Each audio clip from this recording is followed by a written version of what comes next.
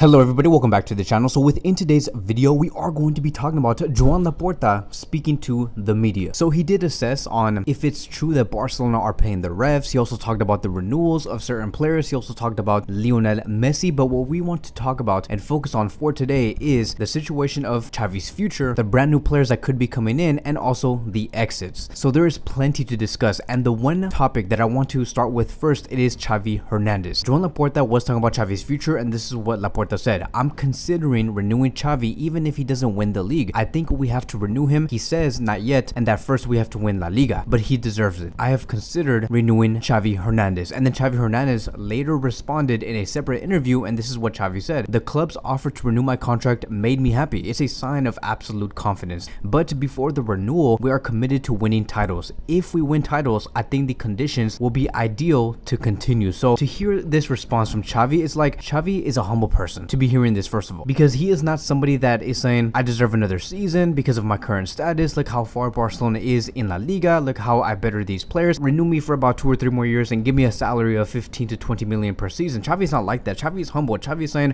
if we win titles, then yes, you could renew me. If we're not winning titles, if I don't get the best from these players, then let me go. Like, again, he could have said, look, I am the legend of this club. I demand more respect. Renew me. You should give me more room to make mistakes because, again, I'm the legend of this club. Xavi Hernandez is not like that at all. So I'm happy to see that he has came out with a statement like this. The second thing that I also do want to talk about is Xavi's history as a coach for FC Barcelona. This is a coach that has took over Barcelona since November 2021, and he has signed a contract that will take him until the summer of 2024. Throughout these 2 years, I would say, since November 2021, we have had frustrations, we have had some ups and downs, we had glorious moments, we have had many different feelings in the past 2 years. But overall, this is how I'm going to be concluding Xavi's era at Barcelona so far. Barcelona's goal is to be one of the elite clubs, if not the most elite club in the world, right, in Europe. Xavi knows this, he recognizes this, he knows that there is room for improvement, but we also have to remember that throughout these 2 years, the biggest upgrade we have had so far is the mentality of this team. It is so instilled in these players. Like, yes, there is a lack of football, I would say. I think that sportingly we can get better, but the attitude, the intensity, the unity, it is all officially back at this club, and that is something that we did not have and suffered from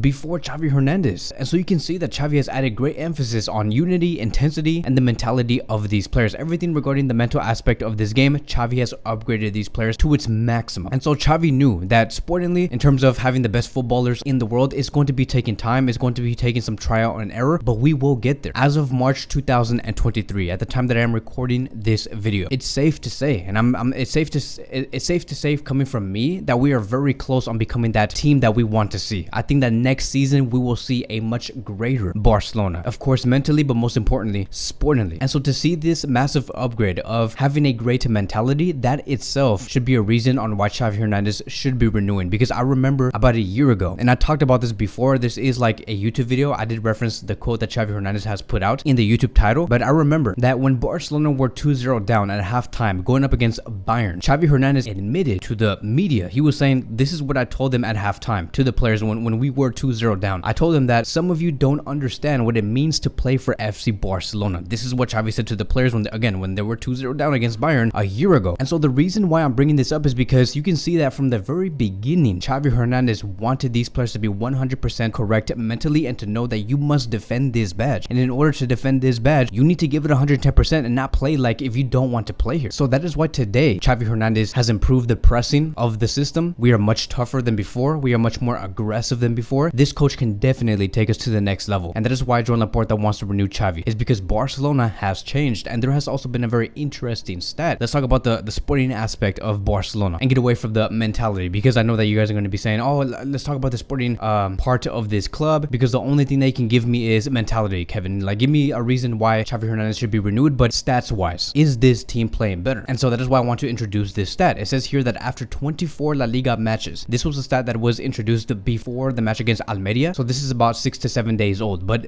after 24 La Liga matches, Real Madrid had 54 points last season after 24 matches, but this season they have 53 points. As for Barcelona, last season after 24 matches, I want to make this very clear, which is why I'm kind of like repeating myself, but Barcelona had 39 points last season, but this season we have 62 points, which is crazy. And then the stats person did continue to say that Real Madrid were leaders last season with almost the exact same result as they were having this season. season, which is basically meaning, right, if you guys still don't understand what this stat means, it basically means that with Real Madrid having this amount of points right now in this season, they were in first place last season. But the reason why Real Madrid is in second place in this season is because Barcelona massively upgraded and they have accumulated way more points than the previous season, which is why Real Madrid today are in second place. And so you can see that Real Madrid have stagnated while Barcelona have upgraded and massive. So now let's move on towards Joan Laporta talking about the exits and the signings. Joan Laporta said this, and I quote, "We cannot rule out the sale of an attacker." And this was a very interesting quote because I remember so many people on Twitter were going crazy, like, oh my god, like who are we going to be selling out of all of our attackers? We have Rafinha on the list, Ansu Fati on the list, Ferran Torres on the list, Dembele on the list. I don't think Lewandowski is on that list in terms of selling this attacker. It is going to come down to these four, and I have a lot of trouble understanding which one of these players could be leaving in the summer because Rafinha, he has been solid but not at a high, he hasn't been like at that high standard that we have wished for him to become. And especially knowing Lamine Yamal's emergence, you know, could we see Yamal take over the spot of Rafinha and Rafinha getting sold? But again, we just don't know. As for Ansu Fati, he has not fully 100% recovered mentally. I think that physically he's okay, but mentally he's just like not there. Like this guy is suffering from low confidence. Could he be another option? I have no idea. The reason why I'm still kind of confused with Ansu Fati leaving is because he's still young. I think that he can still be a great player in the future, but who knows? If some club like Manchester United comes in with like a $110 million offer for Ansu Fati, could they consider the sale of Ansu? Ferran Torres maybe could be sold, but looking at his current form, most likely all of these clubs are going to be bidding for Ferran Torres for around maybe 20, 30, 40 million euros, and nothing close to what Barcelona paid for back in 2021, which was 75 million euros. So I don't think that it's the right time to sell Ferran, but you never know. As for Dembele, I think if anything, Dembele is going to be renewing with his club. There's no way Xavi Hernandez is going to be letting go of Dembele, but those are the options for now. If Joan Laporta is forced to sell an attacker because they want to bring in funds to bring in a brand new player or one or two players, it's very difficult to say who it could be, whether it's Rafinha, Ansu, Ferran, or Dembele. As for bringing in new players, Laporta has assessed this. We must sign a right back, while a center back will depend on the market possibilities. A striker, surely yes, and it is likely that someone will have to leave, like he did say in the previous quote. We have a great midfield and I don't see a need to sign someone there. So moments later, another report came out that did state that this could be what Joan Laporta is talking about, because he didn't want to like name any players during this interview because that's like, you know, very unprofessional. But these are the players that could be on the A list. It is Foyth, who is a right back, Victor Roque, a player that we have talked about so many times. He is the striker that will be backing up Lewandowski, Zubimendi, who is a central defensive midfielder, and Inigo Martinez, who is a center back at Athletic Club. And this is again considered plan A, but the club has also been very attentive of Laporte, Gundogan, and Silva. So let's hope that Barcelona do pull off some players, because if anything, if you were to ask me who would be like the two players that you would bring in the summer, I would say Zubimendi and Vitor Roque and nobody else. Like, yes, I know that we probably do need another center back, but it's more important to have another backup striker, and it's way more important to have another central defensive midfielder, because we need someone that can replace Sergio Busquets, and that player is Zubimendi. But that's basically it. Joan Laporta was assessing other things, but I really wanted to like narrow it down to these two topics here, and that will be wrapping up today's video. Thank you guys so much for watching, and I will see you guys in the next one.